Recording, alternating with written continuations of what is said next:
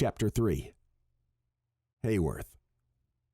I was pretty sure my brain exploded, and that was saying a lot, since I'd already seen his Heisman Trophy on the shelf in the study and had managed to remain calm.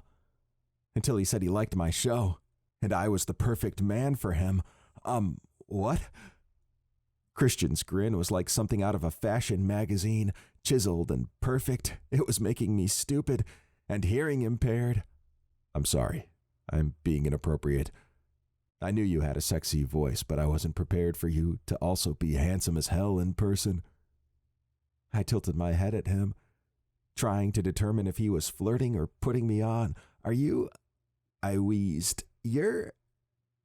Do you need me to slap your face like in the movies? You? Christian Lasley? Think I'm handsome? This was me being professional, apparently.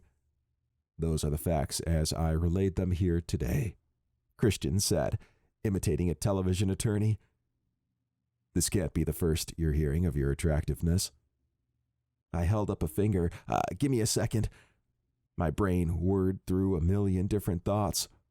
What it meant if Christian Lasley was both gay and attracted to me. What it meant if I had a chance at a hookup with a football giant. Christian chuckled. Take your time. It's not like I have anything else better to do. Cough. 49ers game. Cough. I couldn't help but snort out a laugh. Who knew the man had a funny bone? You already told me it's recorded. You have to admit, this is a big deal, I confessed, meaning landing the only interview with him about his sexuality. He nodded. Yes, it's been a while since I was this attracted to someone. I felt my face heat. Shocked to the core at his flirty behavior I'd seen absolutely no hint of in the media. Are you for real? What happened to Coach Stoic Pants? Is that what they call me behind my back? Don't you think we can come up with something better? Makes me sound like I'm related to SpongeBob. Have you always been so flirty? Definitely not. I was way too scared, but that's why I came out. I'm ready to have a life. What do you mean? I dated a guy on and off for many years. Keeping it secret was miserable. When we broke up the final time, I suddenly got enough distance to see how toxic all that secrecy was. I don't want to do that anymore. I assumed the decision was hard as hell. Definitely. I love this game. And I want it all. Football. A love life. I don't think it's fair for them to be mutually exclusive. I agree. I thought it was so exciting when Matt Pacifici introduced his partner on Instagram like it was no big deal. I can't wait till more and more players feel that free. That's why I'm out on my show. That's one of the reasons I picked you. I admire you for the way you handle it. And obviously, I just love the show itself. Your style. I looked up in surprise from where I'd been fiddling with my computer. Really? On your show, you treat football like it's fun.